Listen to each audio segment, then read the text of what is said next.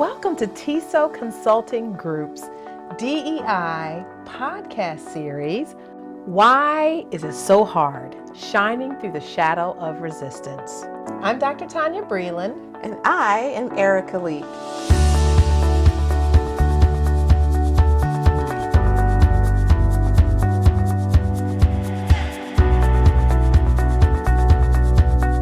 Welcome back. I am Dr. Tonya Breland. And I'm Erika Leek. And this is our podcast, Why Is It So Hard? Shining Through the Shadows of Resistance. In this podcast series, we discuss issues that prevent us from being socially just and free. The goal here is to disrupt the status quo of racial inequity in the systems. So each episode challenges us to be the change we want to see. In this series, our new series, we're really looking at justice for all. And we're going to look at different areas of justice. So today we actually have a guest, and I'm going to let Tonya talk to us about that. Yeah, so today we have a very special guest, and we have a friend of mine from many, many years ago who is the city council president for the great city of Trenton in New Jersey. And her name is Mrs. Teska Frisby. Teska, welcome. We're so happy to have you this afternoon and to join us in our conversation. And Teska is going to share a little bit about just her journey into politics. So she's on the political scene in the city of Trenton, and she is doing great things. And so I want to hear a little bit more, if you don't mind, just sharing with us a little bit about your journey into politics. What really drove you into politics? So thank you, Erika. Thank you, Tonya. It's good to see you all. And Tonya, always good to see you. And I love even more hearing that beautiful melodic voice of yours and your entire family. But we're not here to talk about that today, but I always have to put that in there since you sang at our wedding. But it was, yes, we've known each other for several years, and I never thought that I was actually going to be in the political sector. It was never an interest of mine, but I also knew what I wanted for my community, and better yet, I knew what I did not want for my community, and that was what was being presented. I knew what our city had already gone through. I knew about the growth or lack thereof here in the community because we weren't working together. And I needed to know that there was going to be someone in there that was going to have the people's interest best at heart. Those who came knocking on my door, I didn't have the confidence in them. And my family, we go by the motto of if you can complain about it or you could do something about it. I'm not a complainer. So I chose to do something about it. And that was throwing my hat into the ring for city council. I was overwhelmed with the response with getting here, and I'm grateful to have been elected as a West Ward representative, and then also at the same time as council president by my peers. So that was a blessing in itself. But the road to getting here for me was seeing our streets that were just in poorly disarray. You go to one town over to the left, to the right, front, or back of us, and theirs don't look like that. You look at our school systems and the lack of the strength and support thereof. And again, you look to the left, you look to the right, and it didn't look the same way. The same thing with homelessness, the disparities with food in our communities. And I could go on, but those were a lot of the issues that were concerning me. And it didn't seem like they were at the forefront of those who came knocking on my door to ask for my support. So I got into the race. And I think it's really important that you did get into the race. I mean, what you're talking about are the inequities that we see in society. So Erika and I have been doing this podcast pretty much most of this year, and we've been talking about, social justice or the injustices that occur in communities. We spend a lot of time talking about education because of our educational backgrounds. But, we really, I really appreciate your just naming just some of the inequities that you're seeing in the city of Trenton. And I hear the passion that you have, and, which really speaks to you being a champion for social justice in the city of Trenton. So tell us a little bit more about what it means in your role as a champion for social justice in your city. So for me, it means a couple of things. One, it means that I'm not going to just settle for what people think that we should have. I don't believe in us receiving the crumbs from anybody's table. We are the capital city. We should be receiving the top of the crop, the cream of the crop, as the saying goes. And that's not what I felt that we were giving. I believe that we were getting secondhand of everything, and that's not good enough. It's not what I want for me. It's not what I want for my children. It's not what I want for my family, and definitely not what I want for our community.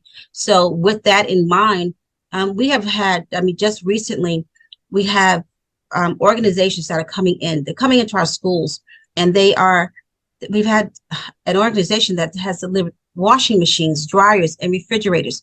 Because why? They know that there are children who are in the school system that are actually homeless.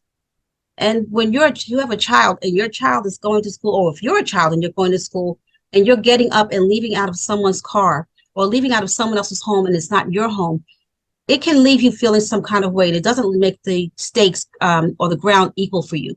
So here, by allowing there to be a food pantry in the school, a place where children can go and have their clothes washed even while they're there, and what they have done to make sure that the dignity is retained. This school has, in its Gregory School, I just want to call them out. They have provided a pathway so that when the children go in, they go in through, there's a doorway that everybody has to come out to go to school. But these can go into another doorway where no one else sees them other than the liaisons and the staff there. They can get bags of groceries to take home with them. And at the same time, they can drop off their clothing and have their clothing washed while they're in school and have them dried and have it prepared. So this way, when they're in class, they're actually in clean clothing because their parents can't go. They can't afford to go to a laundromat. And that's something that's little for some people, but it is major for a child when you're insecure about your physical being when amongst your peers. And that's where a lot of our children, and I hate to talk about it, but I have to talk about it, is our youth suicide. We have the suicide in our community. The rate has gone to places that I never thought we would go. We have 7-year-olds who are taking their own lives or attempting to take their own lives. And that's disheartening. So we have to make sure that we're taking care of our future. And that starts with our babies. So the school systems right now is a major heartbeat for me. Whatever it is that I hear about that I think that they might need, we're looking to see how do we get that in there. And again, don't give me the crumbs. We don't need, they don't want, they don't deserve the crumbs. Just what you would want for your child. That's what we want for our children. Brand new refrigerators, brand new washing machines, brand new dryers, a food pantry that is giving them quality food so that they can go home and take it with them. And it makes a difference in the stress level, because you and I both know, as all of us know as adults, if stress levels are high in the house, there's usually a more higher chance of there being violence, be it physical or mental violence. But when you have when things are a little bit more peaceful, when you can come in and say, "Hey, mom," or "Hey, dad, I brought this in from school," or such and such, I have enough for all of us to eat. Don't worry about the clothes. I took them this morning to school, and the parents can come and they bring their clothes home clean. That's a load off of the parents.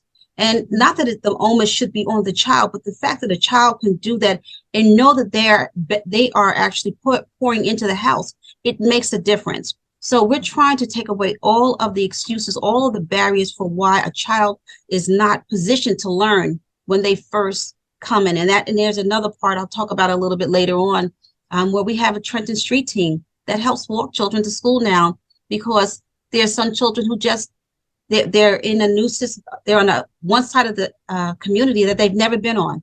We have 4 wards, north, south, east, and west here in Trenton. And we have combined our school system so that children who've never been on the north side have to now go to the north side. Those who've never been on the south side, they now have to go to the south side. And there can be anxiety when you're going because you may not feel welcome. Well, we have a Trenton Street team that helps them, but we call it safe passage.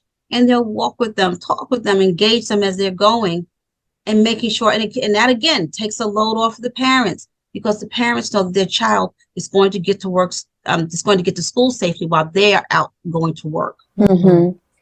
What I really hear is like this equity lens, this justice lens, right? Making Right. sure that individuals, particularly kids, right, have what it is that they need. Can you talk a little bit about how did you develop that? And like when you think about policy and initiatives, how do you make sure that you are using a lens of equity or a lens of justice? Could you talk a little bit about that?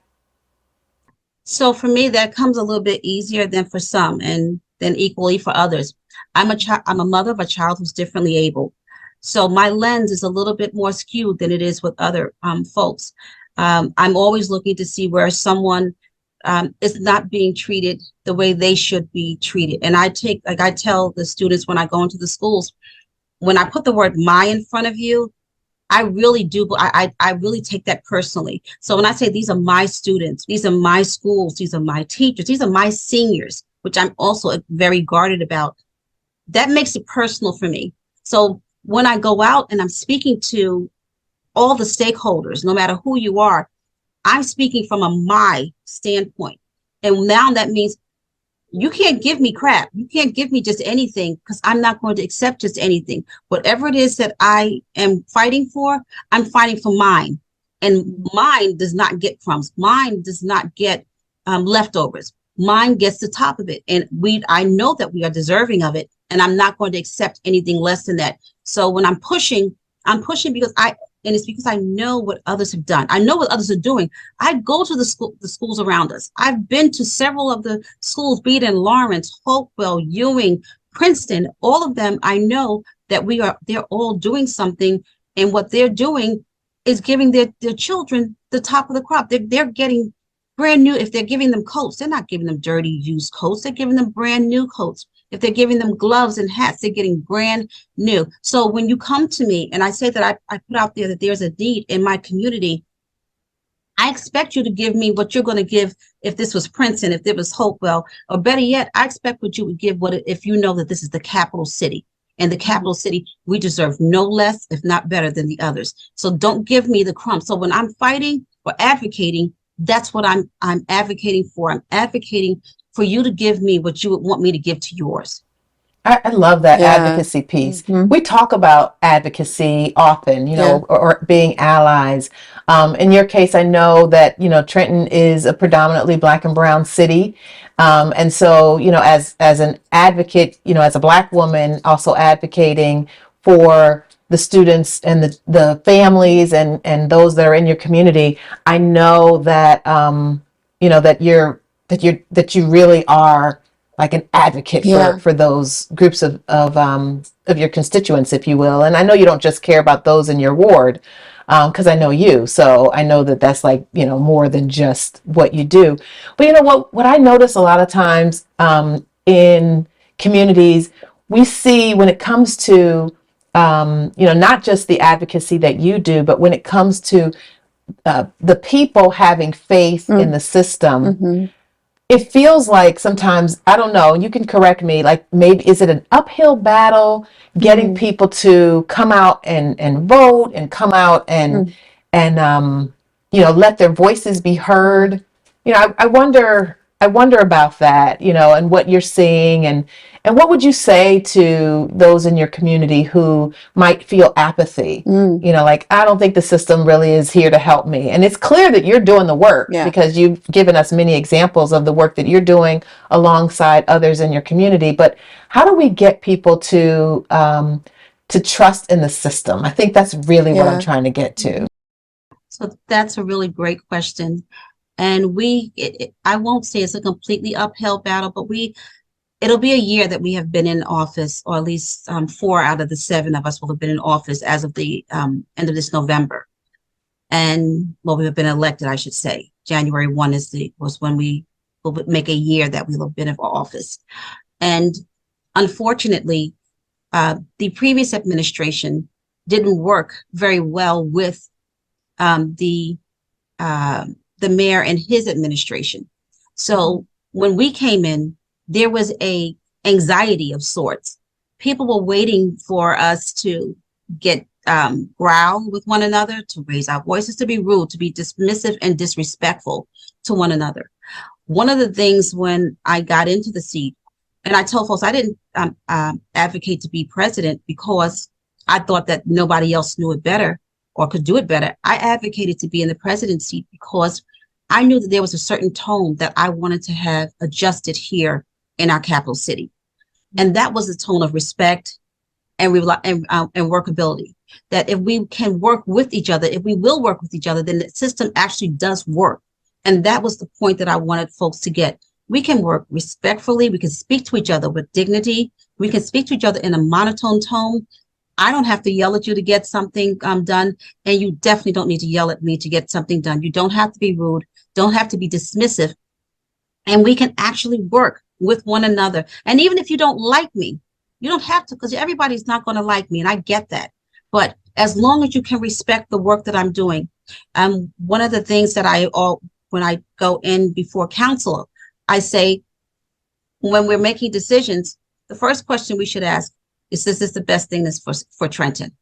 Mm-hmm. The last question I ask, is this the best thing for Trenton? And if at either time those answers are no, then we know that is not what we're going to do, because we're supposed to be here to bring our city and our community up. And we're here working for what is best for Trenton. The blessing for me has been, we are speaking the same tone. We have 7 individuals completely independently in our thinking, but we are on one accord with what is best for Trenton. And we're working with the administration. They're speaking Trenton forward. So that's pretty much our motto. It has been since we've been in office, is Trenton forward, Trenton forward. The mayor says it, the council members say it, the administration, the directors, they're saying it. And that's one of the biggest blessings, is that we're getting the same speech. Not that we're robots or we are puppets or anything, but we are getting the same speech. And for me, that's the heart. We're getting the same heartbeat, and that is, we want to move Trenton forward. But we all realize that it takes all of us working together in tandem. That if one of us gets that big ego and it's about them, it throws everything off. So we are constantly checking in with each other. We're having communication, which is amazing. We talk to one another. We have conversations, and we check in to make sure, how are you feeling about this issue? Is that something that you think would work? Okay, well, let's figure out why you don't think that, or tell me why. Maybe I'll get to the same page as you are. But the fact that we're having conversations, and the bottom line is always want to move Trenton forward, and asking that question, what's best for Trenton? When we can do that and we can get there and stay there, then we can move the city forward. And that's exactly what we're doing. We have developers now that developers wouldn't touch Trenton. And I'm not saying that to boast. I'm saying that because I've seen all the dilapidated properties that are around our community. Over the last, I want to say 7 months, we have gotten so many properties that have been in disarray, those that have been falling down, those that just needed to come down, those that need to be repaired. We have gotten over hundreds of houses that have been tended to. Buildings that have been contaminated because of for chemical, whatever issues, we've gotten those taken down. We're having dialogue with the state, and people have to understand it's not just local government. You have to get with state government, you have to get with federal government, and you have to build relationships. And that's one of the things I came in saying from the beginning. We have to build and rebuild relationships. We have to get a trust factor back in here. And so that's what we've been doing. We've been talking with the state. We've been talking with the federal government, and we're getting them to see we're working together, and they are investing back in us again. They're investing back in the capital city because they see that we are doing things that is going to make our community productive. And that goes from our babies to our seniors. All of it works together, but we've all got to do just that, and that's work together. Love that. And I love that vision that you have and that you're implementing, of collaboration, working together, and that teamwork, because I really think that that's really, especially in this sort of this social atmosphere we have of divisiveness, that spirit of collaboration is so important. Right. So in our final moments, as we really think and land on this spirit of collaboration, can you talk just a little bit? I know we're winding down. Just when you think about, like, what can the community do? to support or to work towards this vision of, collaboration, this justice through collaboration. Can you talk a little bit about like what you would love to see happen amongst the community in support of this? So, Erika, I love that question. I'm going to start with this. One of the things that I said to my constituents when I was running for office was when I was running is that when I get elected, I need you to hold me accountable. But there's a flip side to that. When I get elected, I'm going to hold you accountable because I need for you to come out. When I say that I'm having town hall meetings, I need you to show up. When I say that we're going to advocate for something and I need you to show up at City Hall to show the mayor that this ward or this community has strength in numbers, I need you to show up and do that. And then when I say that, okay, I'm going to do XYZ, I said you wanted to get those houses over there that have been sitting there falling down for years and I can get that taken care of. I need for you to come back and say, Teska, well done. Or if I don't do that, say, you know what you said to me that you were going to get this done. And I just said, hold me to the fire. I said, but make sure you do it respectfully because when I come back at you, I'm going to do the exact same thing. And I'm going to come back at you respectfully. But if you don't support me, I said, don't put me in here alone because otherwise I'm going to fall. It's guaranteed that I'm going to fall. But if you come with me, there's strength in those numbers. The other part of it is bringing up the pride in our city. We are a historic community. We are so rich, but people don't realize just how rich we are. And when you get to getting people to taking pride in what's theirs, it changes the atmosphere. It changes the way you talk. It changes the way you walk. And when you have cleaner streets, which is what we're making sure we're getting more trash cans out, making sure that the street sweepers are out, making sure that we have vehicles because we were short on everything from inspectors to the vehicles that we need to keep our trees pruned and our streets cleaned, even the employees. We are getting those numbers back up again so that now people can see a cleaner Trenton. And when it's cleaner, you can see a little bit clearer. When you start talking about the history and those great people who have come out of the city of Trenton, or those great people who are still here in the city of Trenton, like a Thing Mo and the young man, Trey, who just went to the San Francisco 49ers. When you get a sense of pride, your chest comes out a little bit higher. You get to smile a little bit more instead of saying, oh, you're from Trenton. You're from the, no. And I told them part of my campaign is when people Google the city of Trenton, I want them to be able to change the trajectory of what it is that's coming up. Not the crime, not the guns, not the disparities.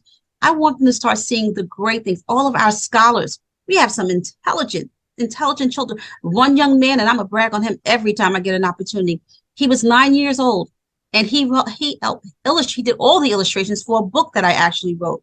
And the book's sold out on Amazon 3 times. Sold out on Amazon 3 times. 9 years old. And his name now is, so I made sure I put his, not just his name, but his picture. I wanted him to have all of that. But there are so many talented children, so many talented youth, and our seniors, they are absolutely golden to me. And we want to make sure that their latter days are just as comfortable as their former days. So they should have clean housing. They shouldn't have to worry about when they walk down the street, are the lights on? Is there going to be someone to engage with them when they get into their buildings? They should be able to know that this place is they've been thought about in the plans when it comes to our city. And that's what I want to make sure of.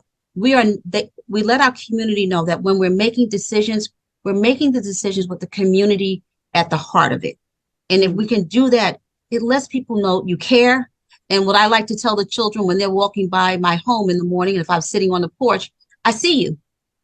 Yeah. In a nutshell, people want to know that you see them. And that's what I want our community to know. I see you, I hear you, and I am you, because that's really who I am. I tell folks I'm not a politician. I'm a public servant. And that's about it. Love that. Love that. Love that. Love that. Mm-hmm. I don't think we could end on a better note. Like, that was perfect. Yes. It was almost like knew exactly what to say Yes, to really just wrap up this whole conversation. that was awesome. Yeah, it really was. Teska, we really appreciate you, not just for being here with us today, but just for the work that you're doing every day Mm. for people who look like us. Yes. You know, and to me, that Yeah. says a whole lot about who you are at your core and about what you care about. I love the I see you piece. We talk about that all the time. all the time. And I'm very excited for the things that are happening in Trenton. And thank you for all the work that you're doing there.